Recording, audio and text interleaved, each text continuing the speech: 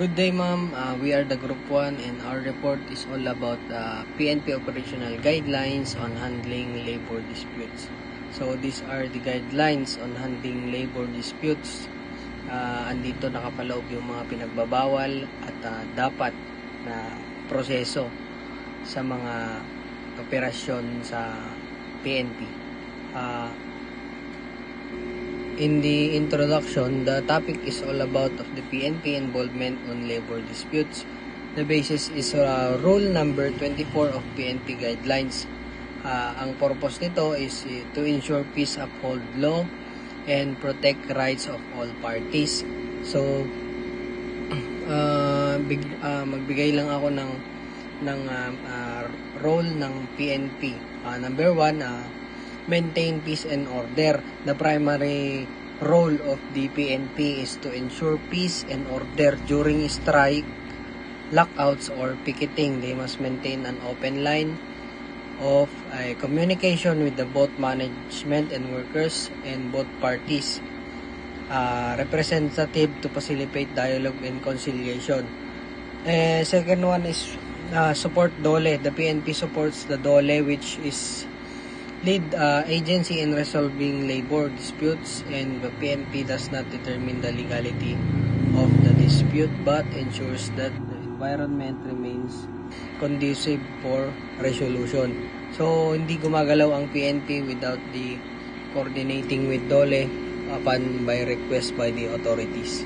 So, the next in the next slide, number 1 slide, general policy guidelines. The other members will explain the following slides. My name is Michaela Randia, and this is the General Policy and Guidelines. PNP involvement in strikes and labor disputes is limited to maintaining peace and order. Ang pagkakasangkot ng PNP sa mga welga at mga alitan ay limitado upang mapanatili ang kapayapaan at kaayusan. B. PNP render assistance only upon written request from DOLE or other lawful authorities. Ang PNP ang nagbibigay lamang ng tulong kung merong nakasulat na kahilingan mula sa DOLE o iba pang mga authority na may legal na kapangyarihan. C. PNP must remain impartial and should not interfere unless there is a legal request. Ang PNP ay dapat manatiling walang kinikilingan at hindi dapat makialam sa mga anumang sitwasyon maliban kung mayroong legal na kahilingan mula sa mga authority. And D. PNP assign in strike lockout areas must be prescribed uniform at all times. Ang mga pulis na naka-assign sa mga lugar na may welga o lockout ay dapat laging naka-uniform para madaling makilala ang mga pulis bilang mga authority para sa kaligtasan at seguridad. E. Officer must exercise maximum tolerance and avoid use of force unless necessary. Ang mga opisyal ay dapat nagpapakita ng matinding pagtitimpi at iwasan ang paggamit ng force maliban na lang kung talagang kinakailangan. And last, F. Legal interpretation of strike legality lies with DOLE, not the PNP. Ang DOLE ang may karapatan na mag-decide kung ang isang welga ay legal at kung ano ang mga hakbang na dapat gawin. At ang PNP ay nagpapanatili ng kaayusan at hindi sila ang nagbibigay ng legal na interpretasyon sa mga welga. I am John Wayne Ayasuncion. I'm going to report slide 4 and slide 5. Slide 4, use of force and restrictions, or we call disputes resolutions or the crisis management. Nakapaloob sa slides na to ang iba't ibang way kung paano mariresolve ang isang pagtatalo, kung paano maiwasan ang isang pagtatalo. And also, when we say crisis management, it is the process of preparing for, responding, or resolving any unexpected emergencies or events. And also, the most importance of this is to protect the organizations. Letter A, maximum tolerance must always be exercised. Kapag sinabi nating tolerance, ito yung tamang pagtrato sa isang tao, fairness, pantay-pantay, and also acceptance sa isang tao. Number 2, B. Use of force only to prevent or repel unlawful aggressions. Tsaka lamang pwedeng gumamit ng puwersa ang isang tao kapag meron ng threaten sa kanilang buhay, meron ng pag-atake na sa kanilang buhay, also meron ng makakapinsala sa kanilang buhay. Pwede silang gumamit ng force. Letter C. Use of tear gas, water cannons, or firearms must be authorized by ground commander. Pwede lamang, sabi dito, pwede silang gumamit ng tear gas, water cannons, or firearms. Why? To prevent welga. When we say welga, ito yung pagtitipon-tipon or strikes. Letter D. No arrest of leaders or participants unless he violates any pertinent law as evidence of warrants. Pwede silang arestuhin kapag na-violates nila ang pertinent law, or ito yung directly or applicable into that issue. Slide number 5. Service of lawful orders or writs. When we say lawful orders, ito yung legal na proseso o legal orders. And when we say writs, ito yung kasulatan or legal na kasulatan ng mga dole or court or any competent authority. Number 1, PNP may act only when there is a lawful order from dole, court, or other competent authority. Sabi dito, tsaka lamang pwedeng umaksyon ang PNP or pwedeng gumalaw ang PNP when there is a lawful orders, legal orders from dole or competent court or any competent authority. Number 2, orders must specify the role and limitations of the police. Sabi dito, yung orders daw ang tumutukoy kung ano ang magiging role and kung ano ang magiging limitasyon ng isang police sa organization.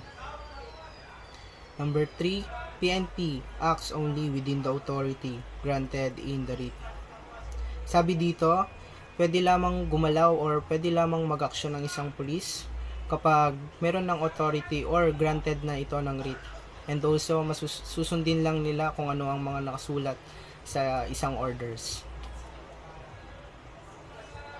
I'm the reporter, slide 6. These are the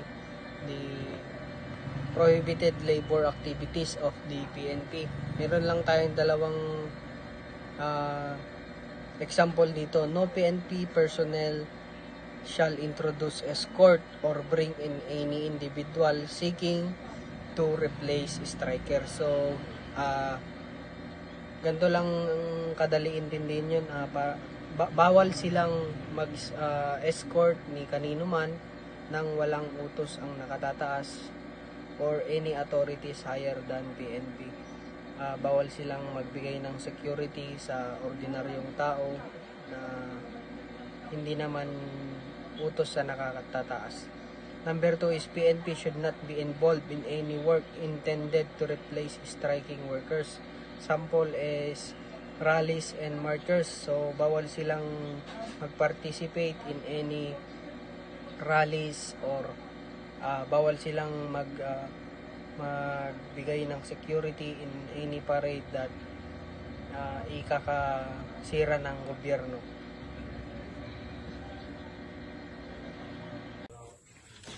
Conduct during the strike lockout. PNP personnel are not to entertain with the peaceful strike, picket, or lockout. Escort or protective services only upon dole request and uniform.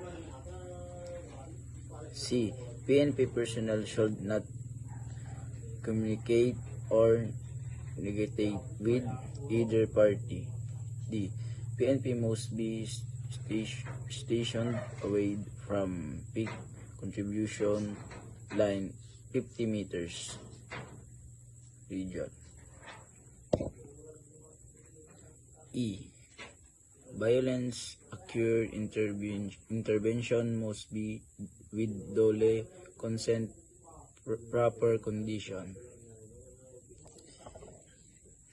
Hindi dapat makialam ang mga PNP, mga mapayapang welga, picket o lockout. Maaaring magbigay ng mga escort o proteksyon ng ang PNP kung hihilingin ng dole ang kailangang naka-uniforme. Bawal makipag-usap o makipagsundo mga PNP sa alinmang panigwelga. Dapat nasa layong 50 metro ang mga PNP mula sa mismong lugar ng pikit o tensyon. Kung magkaroon ng karahasan, maaaring lamang lang makialam ang PNP kung pahintulot at koordinasyon mula sa dole. Gusto mo bang isa? I am Giancarlo Ancheta. Legal framework and applicable law. Number 1, Public Assembly Act, Batas Pambansa, BLG 880. This act is for individuals to protect their rights and opinion. Number 2, Labor Code of the Philippines as amended.